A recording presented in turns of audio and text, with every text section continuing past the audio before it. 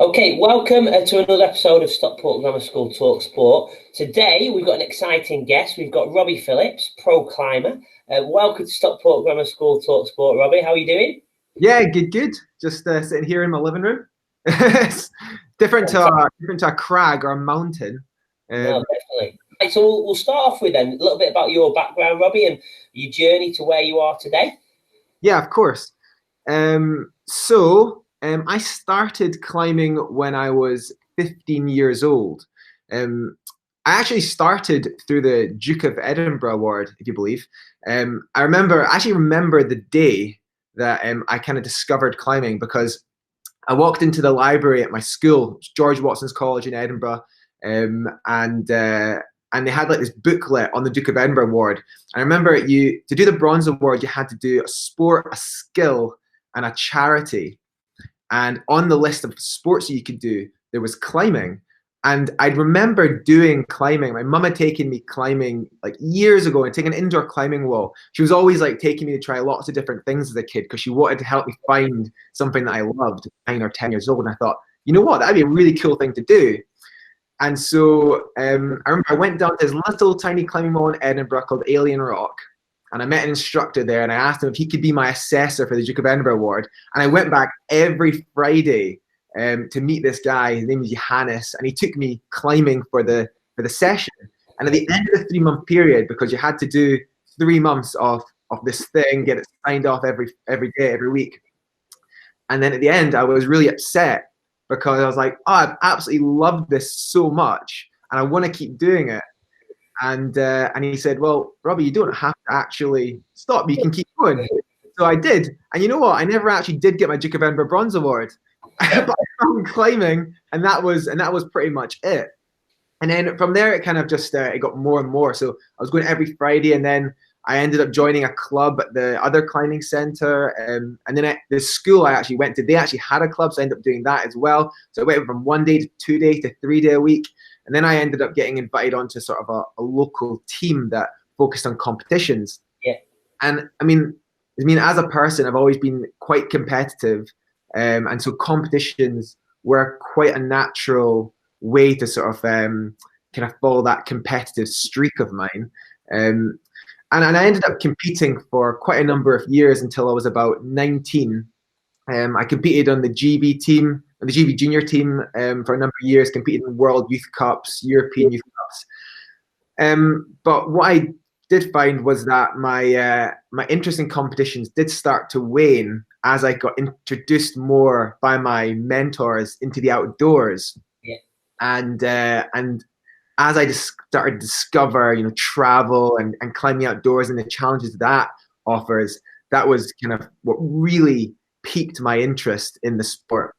And so after like 19, I ended up just like going abroad and climbing for many years, trying to sort of like make it as a professional climber. And I guess if you don't know climbing, you won't know the individual disciplines, but that is like what I've started and what I am doing now is like so completely different, like two ends of the spectrum, basically from competition climbing to what is regarded as called sport climbing and bouldering, which is a relatively safe aspect of the sport, but very much more focused on the physical aspect of climbing, all the way up to what I do now, which is traditional climbing and big wall climbing and expeditions. Yeah. So that's kind of been my journey from beginning to current at the moment, anyway. Wow. And if it wasn't for Duke of Edinburgh, it may never happen. Exactly. Yeah.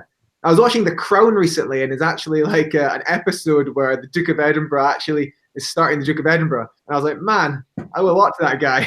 And what we're talking about on this series a little bit is high performance. And from your experience, your journey, you've achieved high performance in climbing. What does that mean to you, high performance?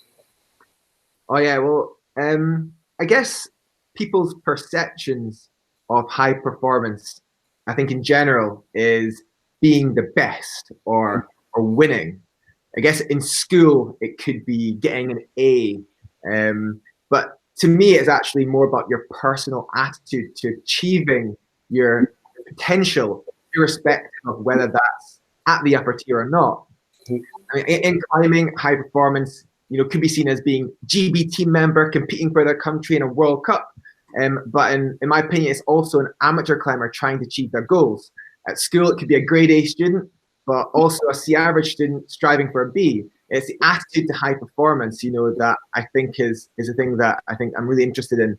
And I think in climbing, it's really intrinsic, this particular attitude to high performance, because of the nature of the sport. Yeah. And I feel it's like we're always sharing our playing field, essentially. When you're at the crag, you could be climbing with a world-class climber or other amazing climbers, and you could just be a beginner or an amateur.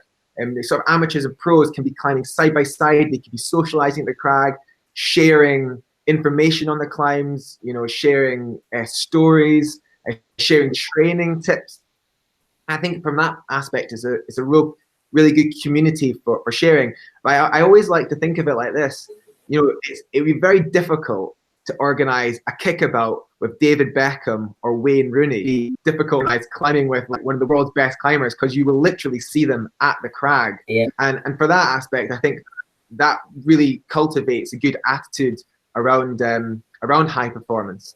I mean, basically, like, what high performance is in my mind is a directed approach to optimizing your potential in any area, not a random set of activities to achieve a random result, but a focused strategy to achieve generally a pre-planned objective.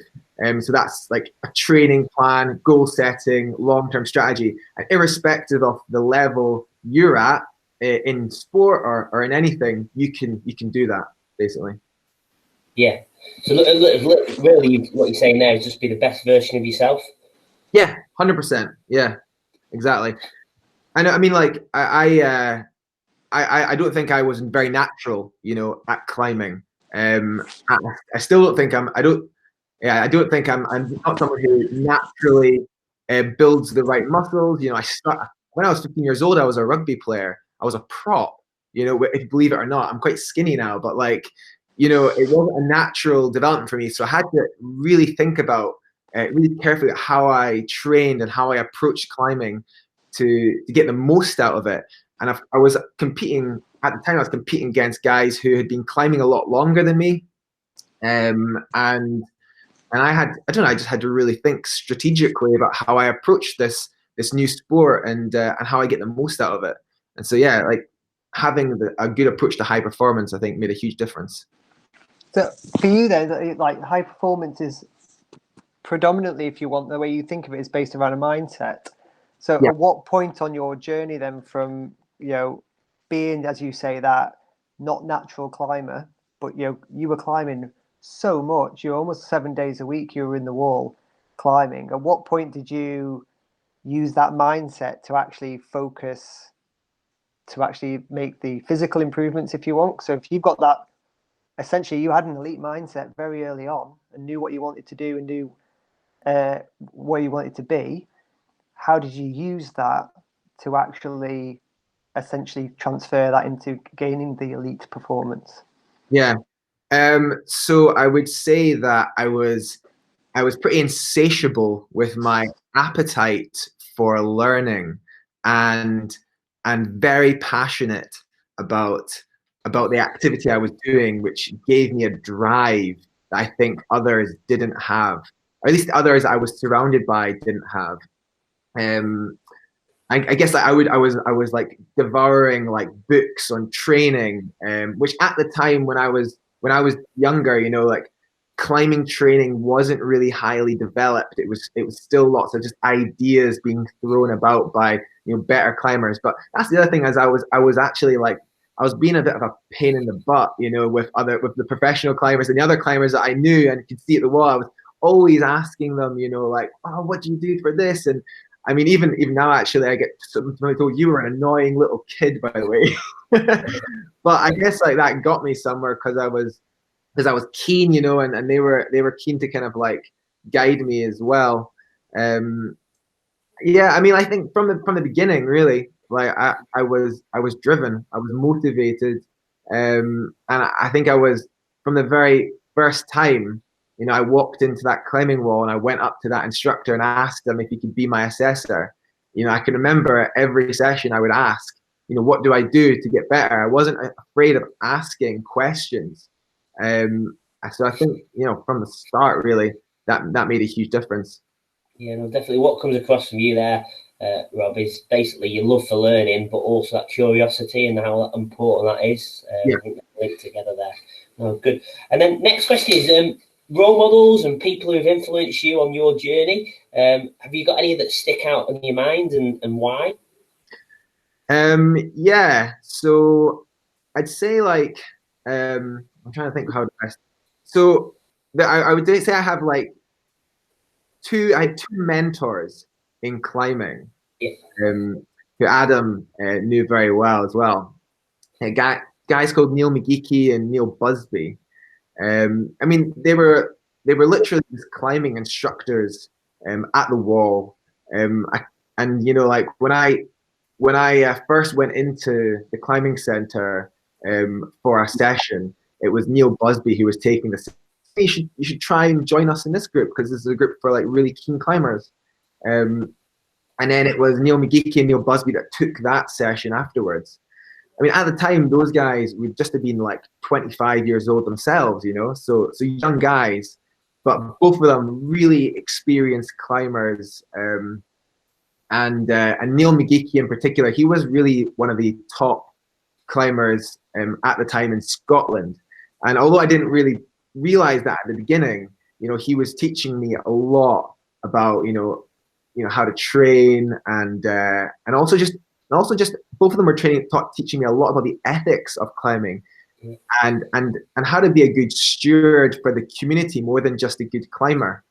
Which, you know, I look it back and I think about, you know, what were the big influences in my life, not just as a climber, but as a human being. And I would say those two people have made such a big difference because it's definitely the way I hold myself in the climbing community, understanding that I have a position of influence, you know, as an ambassador for the sport. You know, I need to have a good understanding of the ethics of, you know, my area and climbing and be flexible to others' opinions. But I guess just be a good steward for the community and put my best foot forward. So I think those two guys in particular were very influential in that respect. No. Yeah. And I would say my other huge influence was my dad. My dad actually passed away a few months ago, and it has made me reflect on basically what he has taught me, and how he taught me to live. Basically, my dad's work ethic was unlike any human being I've ever seen. And growing up as a youngster, like as a kid in his house, like I basically didn't want to grow up to be like my dad because he worked so unbelievably hard. You know, he would give me a lift to school in the morning, and I wouldn't see him till like 9, 10 o'clock at night when he got back from work. And I always thought that his work ethic was like, well, I always thought that he didn't live a very nice life because he was always working so hard.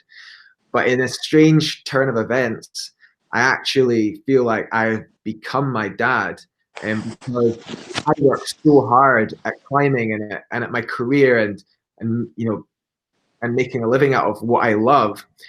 And what I realize now is that what my dad was doing as well, he actually loved his work. He was passionate about his career as well.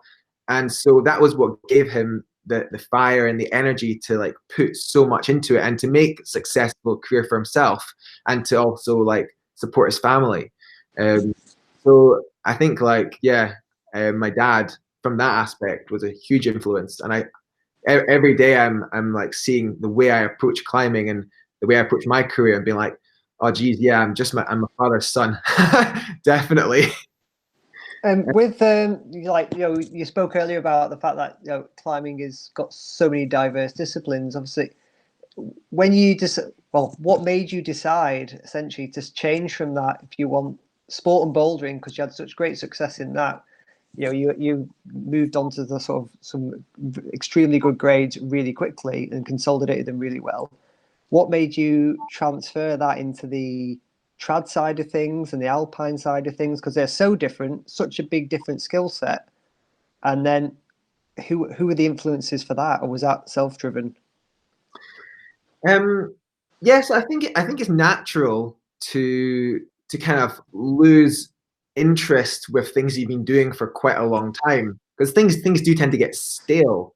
I think that's why climbing's so good. There's so many things that you can try, and you can explore. And the good thing about it is that all the skills are relatively transferable. You know, so as a boulder and sport climber, I was kind of traveling all over the world, and I was trying hard sport climbs.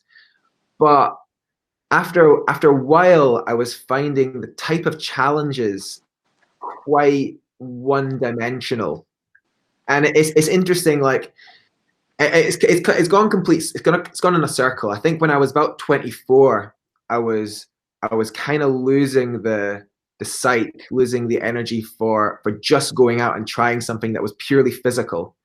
It was a purely physical challenge. It was all about just how hard you could pull on the smallest hole. The community in sport climbing and bouldering, they were very focused on grades, which again, if you're not a climber, it's hard to understand. But I don't know, it'd be like only focusing on stats in football, you know, like how many goals someone scored or something like that.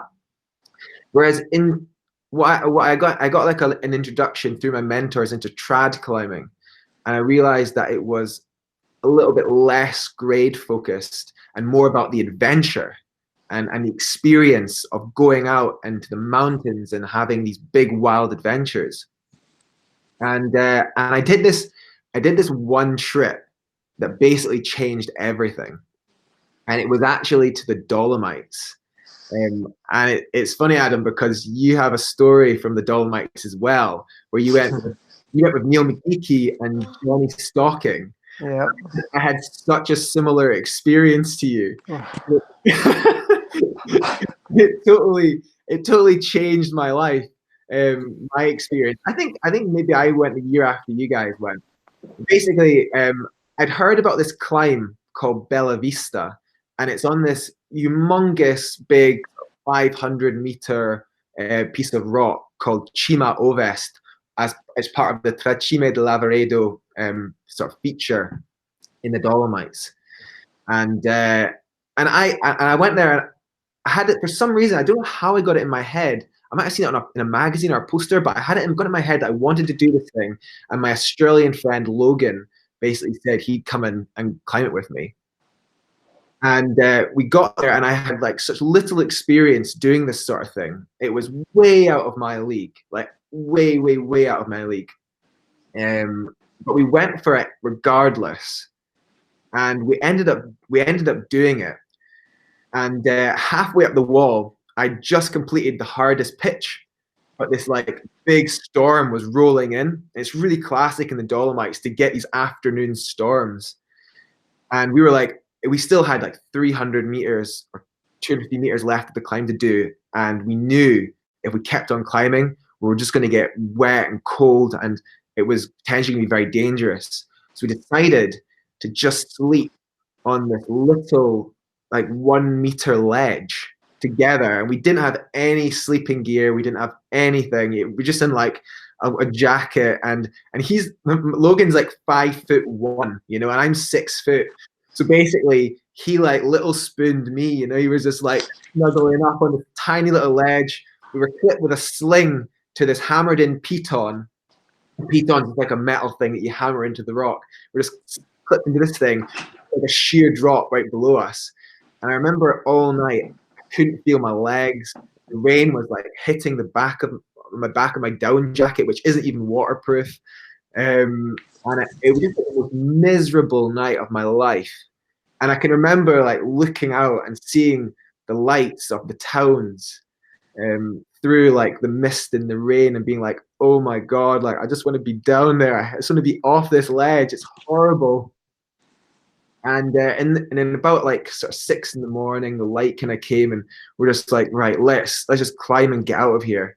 We climbed up, we got to the top, we descended, and we went back to the cafe at the lodge. We sat there with a warm cup of tea. Both of us were just silent. And I was just like, that bloody awesome.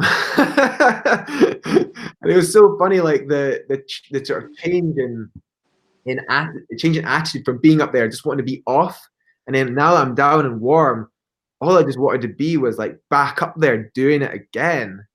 And so that was like an introduction to what we call in climbing type 2 fun. Basically fun after the activity is finished, because it's not fun during.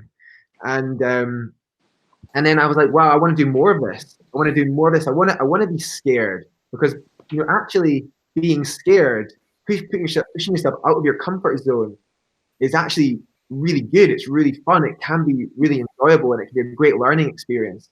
And I was like, how do I get into more of that sort of thing? And I realized that sport climbing and bouldering wasn't offering that at all. And so I was like, right, I'll get into traditional climbing and big wall climbing, multi-pitch, and alpine climbing. This is what Bella Vista was. It was a big multi-pitch, a big alpine climb. And so I basically didn't look back.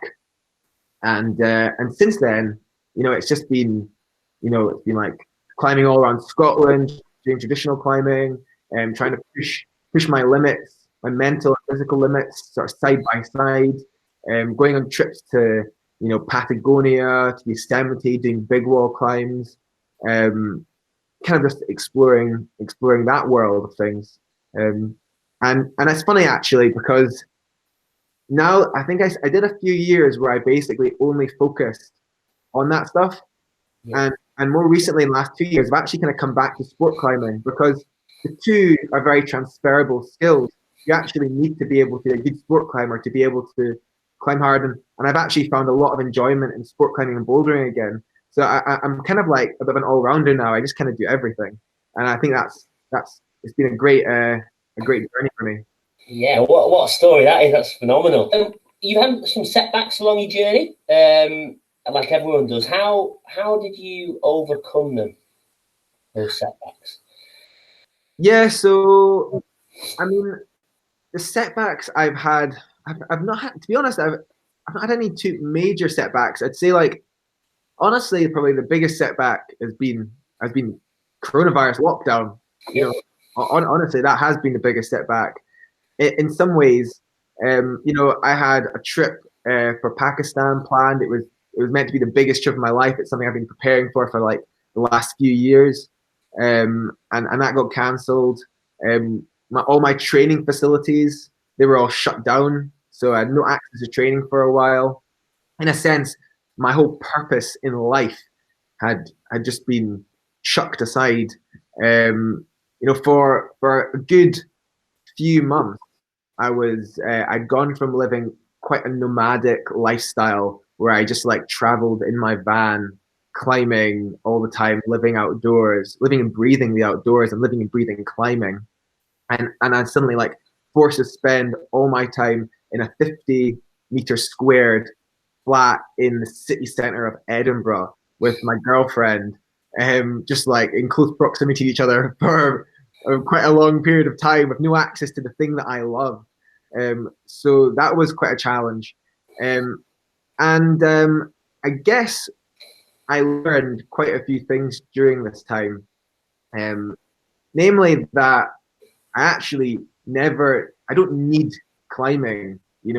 I can find purpose in other things. I was very surprised, and actually everyone was very surprised at how I was able to adapt to this situation, because I thought I would need to be outdoors, and actually in about 2 months I had nothing more than a fingerboard to train on, which is essentially just a wooden thing you stick above your door and hang off it. Yeah, and all I did for 2 months was hang off that, But I got into this routine. I woke up in the morning, had a cup of tea, do my fingerboard session.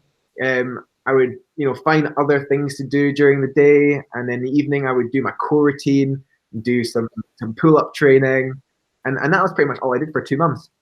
And then after a while, I moved back into my parents' house, and they had like a shed, and I actually built a climbing wall in the shed Yeah. So that was pretty cool. But what was funny is it's a tiny little climbing wall. It's basically about 7 or 8 foot tall. Yeah. And I just scattered it with holes. And I was amazed at how I was able to basically continue to train at a really, really high level on this small piece of overhanging plywood. And actually, it was funny when all the climbing wall facilities opened back up. The climbing wall that I usually go to, which is 2 minutes up the road, it's like an amazing facility, like huge climbing center with every type of hold and every you can imagine. And I only went 3 times, and I kept climbing in the shed board because the shed climb wall because I actually found it was more specific to what I actually wanted to train. I could change the holds myself. Didn't have it already done. So actually the whole lockdown, the whole setback ended up being a massive learning curve where I realized how to train more effectively for my projects. I learned that in the event of not being able to climb, I can do other things that will be equally as good for my climbing and for my goals in the future. And the other thing which I think helped massively, the last part of this question was I ended up exploring new environments to practice my climbing. Really something that I think very few people have kind of done before. And that was I basically looked at the urban structures around the flat, and not in the flat, but like in the sort of nearby area, and sort of looked at them and say, could I climb these for training? And I ended up finding a couple of bridges that had these cracks underneath the bridges, and I basically climbed those, and they ended up being a huge part of the summer of lockdown, because it gave me that sort of sense of adventure and exploration that I'd been missing out on, and without being able to travel. And I'll be honest, it sounds crazy, but I would say that those months climbing under that bridge, trying to climb all the cracks, were probably some of the most adventurous and most exploratory periods of my climbing in my whole life. And it was really cool to sort of like explore this new type of climbing in the urban, in the concrete, of Edinburgh. And it's really funny because we posted up pictures and videos of us doing this, and it ended up just going worldwide. And now people all over the world are like looking at bridges in a completely different way. And I get pictures like every day from people in America, in Malaysia, in Australia, in South America, like of them finding bridges and going climbing on them. So it's kind of cool that this thing just like originated just in Edinburgh, and it was just so much a bizarre thing to happen, to be honest. But yeah, it was amazing, and it provided a lot of opportunities. No, that's quality there. The two things that I've got from that story there is, one, make the most of everything you've got. Secondly, I think in all the shops around the world now, I think Robbie Phillips is going to have climbing sheds going out of the doors, which is oh, brilliant. No, good. On the flip side then, Robbie, you've had lots of accomplishments and still lots more to come. But is there anything that sticks out in your mind that you're most proud of at present, and why? I mean, obviously the Bella Vista, the Dolomites one, that one was like a really good one because it was my first big multi-pitch alpine climb. I dealt with real debilitating fear for the first time in my life. I can remember like sitting on the hanging belay with like 200 or 300 meters below my feet. I could feel my balls going right up inside me. I'm sure I'm allowed to say that, but I could feel like just everything just like encroaching inside me, and just like I was just so scared. And the crux pitch goes through this super exposed, overhanging, airy sort of part of the wall. It's probably the steepest, most exposed piece of rock on the planet. This humongous roof, and I basically just had to climb through this thing. And I remember just having to talk to myself before committing to it, and just being like, you have to commit fully if you want to succeed on this. And before I actually went for it, before I actually went for that pitch, I remember my partner Logan basically saying to me that he was never going to be able to do it, and that realistically, if I didn't do it today, then we're probably not going to be coming back. So I was like, right, I have to do it right now. So I guess like dealing with the conditions, dealing with the fear, and the fact that was my first experience of something like that and overcoming it, I think that probably stands out as one of my greatest accomplishments ever. There was also another thing that happened the year after, and again, it was actually the north face of the Eiger, which is quite a famous place, and just the world over as well. And it's really funny because I climbed this line up the north face called Passiencia, which was first ascended by a guy called Uli Steck, who died actually about 4 or 5 years ago. And this, I made the 4th or 5th ascent of it actually. And when we went for that, again, it was way out of our league. Like it was like, if I had said I was going to go climb that to someone who actually knew what it was and what it entailed, they would have just been like, there's no way you'll do that. You shouldn't even bother trying. But I don't know, maybe a bit of that kind of like, I'm not gonna not arrogance, but like not really knowing, what it was, and kind of just being a bit blasé. I was like, we kind of went for it, and we kind of just proper like, let's just go for it and see what happens kind of thing. And we were out of our depths. It was close to our limit, but it was very good style. We went totally ground up, and there was so many times when I almost fell off and almost didn't do it, but somehow we did. And I think the main thing I learned from that was bottom line, we were willing to fail. We were willing to have to that this could be too hard. This might not be possible, but we were willing to try, and that was key. And we managed to get up it. And actually, if I want to say, if there's any one thing that I've done in my career that really made my career, I would have said the ascent of the north face of the Eiger via Passiencia was it. When I got down from that climb, I didn't realize what a big deal it was.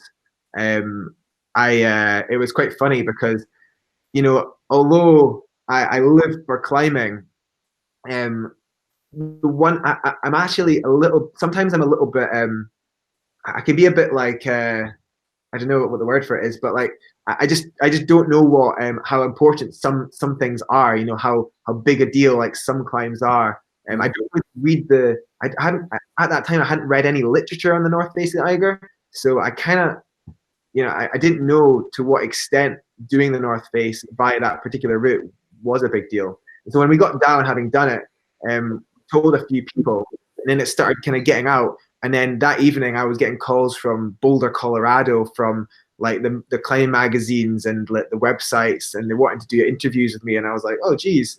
And still years on, I get like people, I mean people, and they'll be like, oh, you did the North Face Eiger via Passiencia. And I'll be like, oh, yeah. And it's still, I'm super surprised by it.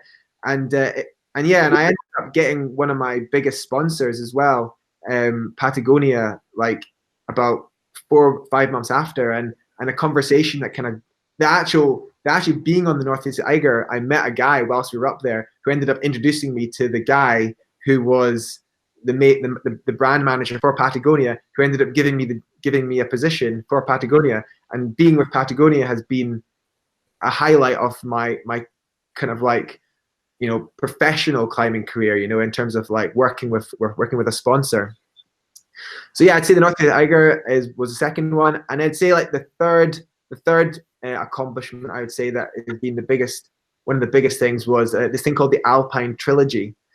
And again, the Alpine Trilogy is a trio of Europe's really hard Alpine multi-pitches, kind of similar to Bella Vista in style and in their environment. Back in the 90s, they were the hardest rock climbs in the world of that style. And I remember Neil McGeechy, my mentor, talking about it on a car journey when we were driving back from Malham Cove in Yorkshire. And I can remember at the time, this guy, Harry Berger, had just completed the trilogy.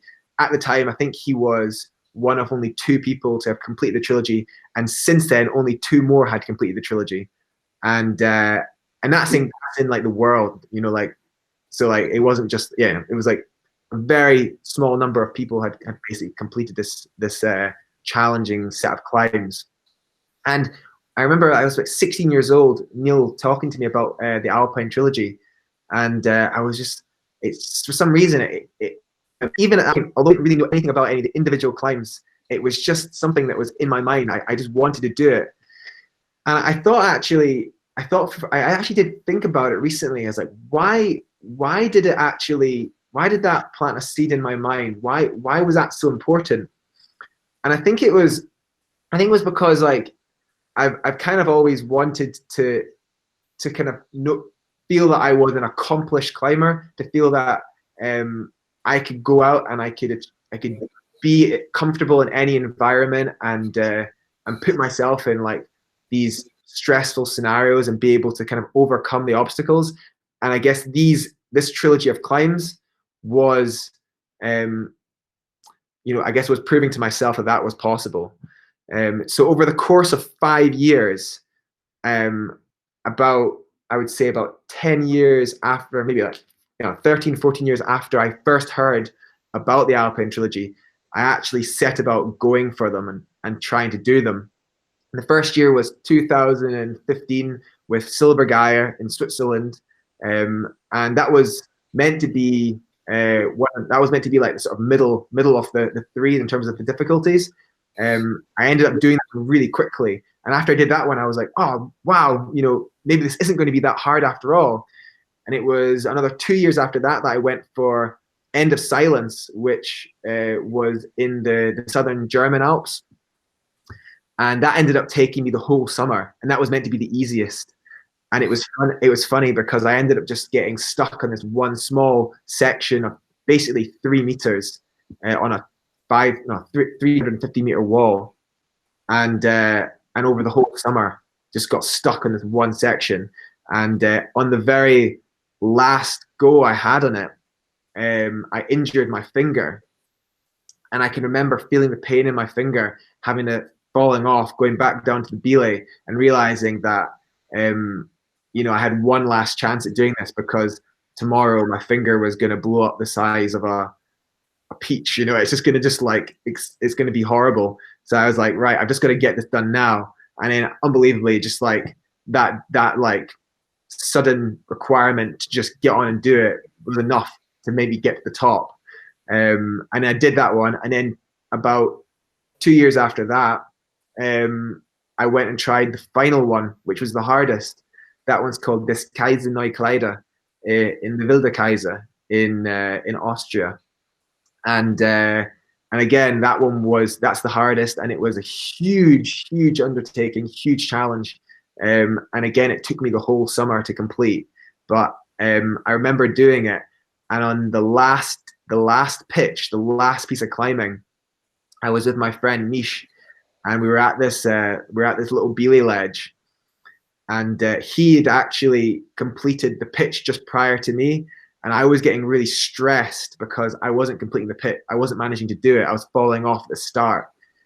And he came down. He lowered me down to the belay. And he just said, man, you just got to keep smiling, Robbie. Just keep smiling. And I was like, okay, I'll just keep smiling, you know, because I was getting frustrated. I was getting upset. So I basically went for it, and I was like, I'm not going to put pressure on myself. I'm just going to enjoy this. This is going to be a fun experience. If I don't do it, it doesn't matter.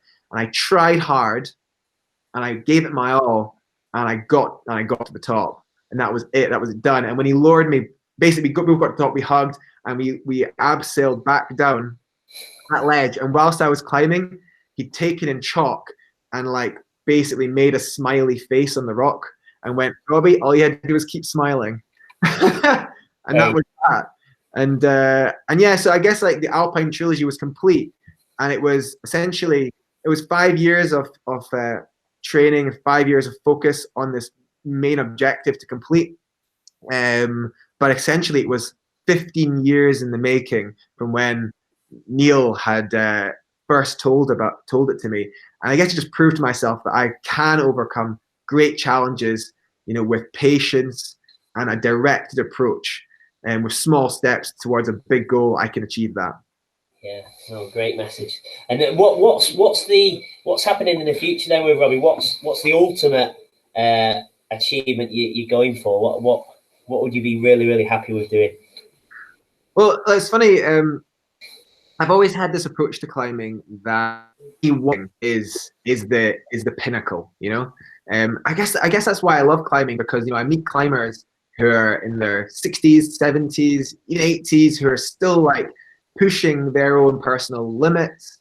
They're still going out and having fun and challenging themselves, and you know, they've all got countless stories to tell from amazing things they've done.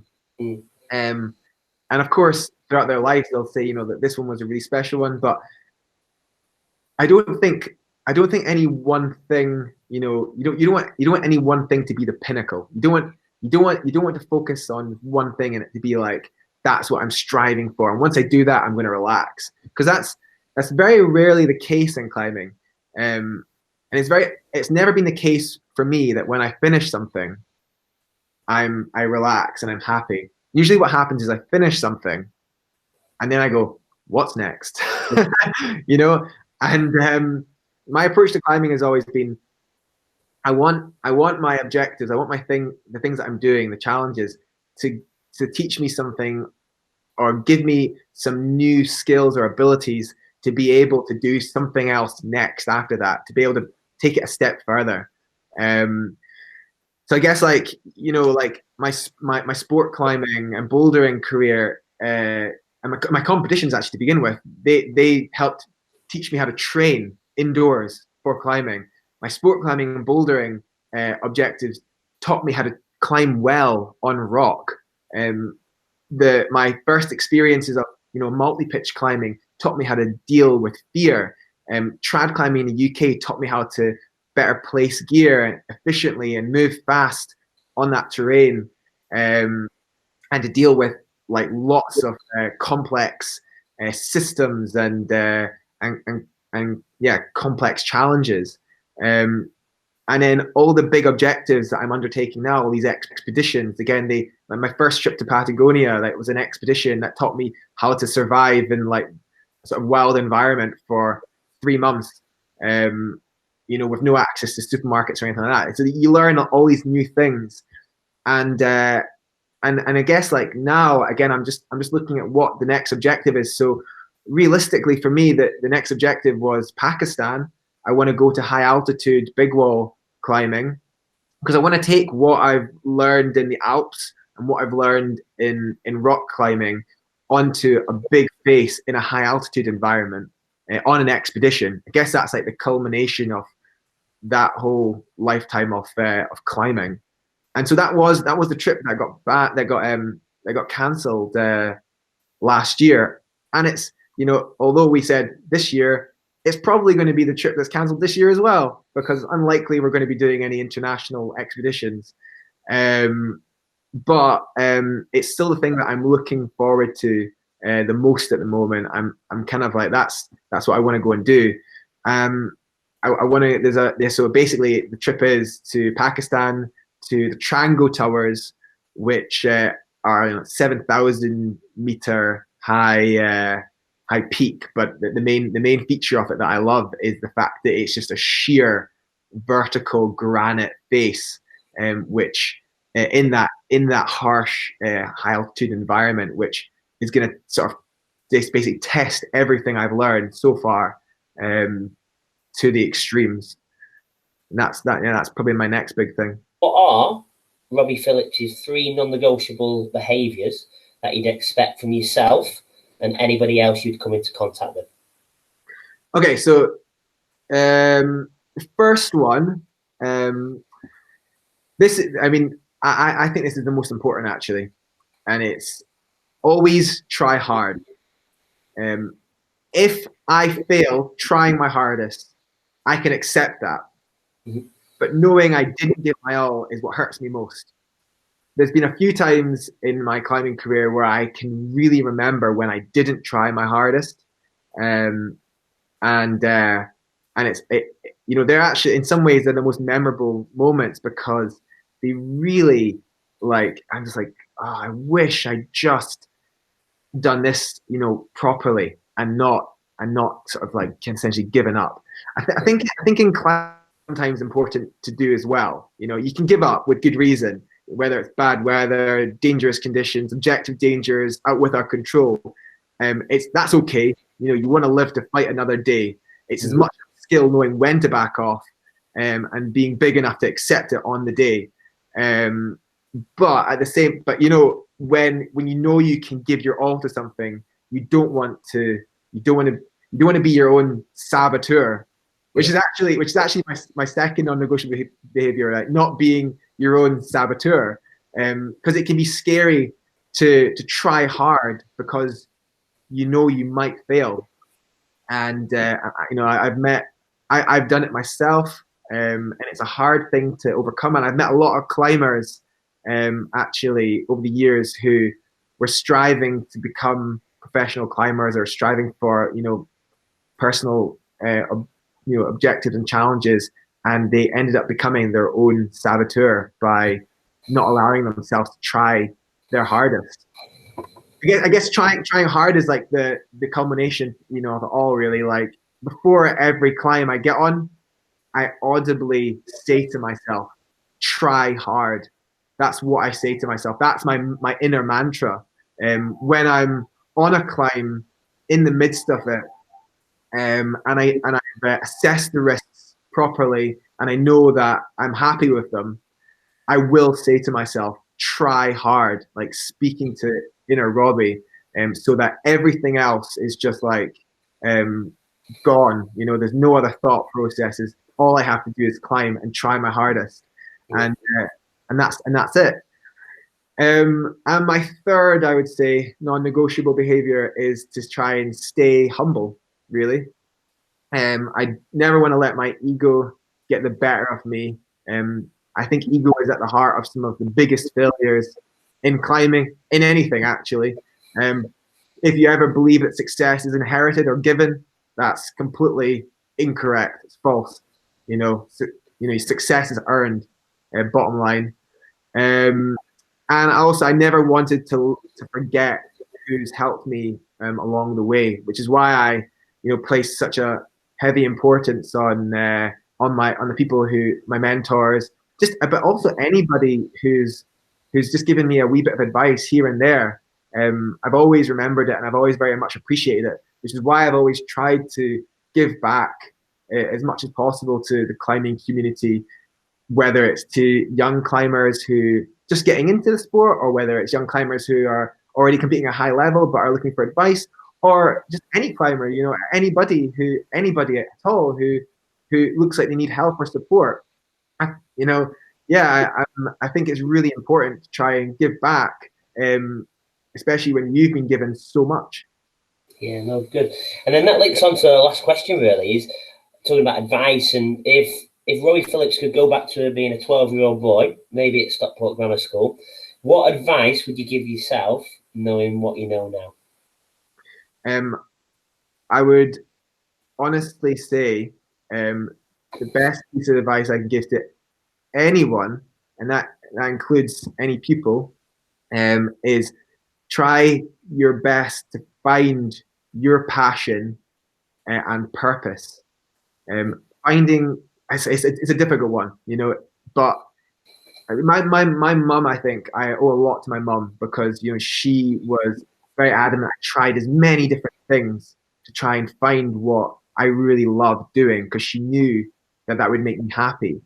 Yeah. Finding climbing at 15 years old gave me a career, gave me a community, and a life that I love now. I mean, I go to sleep at night excited for what tomorrow brings, you know, often to the detriment of my sleep cycle, because I'm just too excited for what's coming next.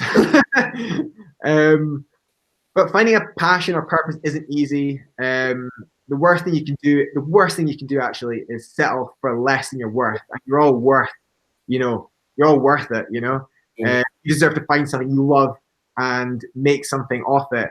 And it doesn't matter how long it takes, because honestly, I'm meeting people that I meet climbers who found climbing at like a later stage in life, and they're realizing they realize it's their passion, and they love it, and it just changes their life completely. I'm obviously not saying that climbing is for everyone to try and find what you really love, because if you find what you're passionate about, you will be able to give all the energy you have into it. And it's almost like success, achieving and success with with a passion is so much easier than trying to achieve success when you're not passionate about it. And I think I know people on the other side of that who do things that they're not passionate about, and I think it leads to rather unhappy life, actually. So I would say that would be my one piece of advice. Try and find your passion, and even if it takes your whole life, just keep looking.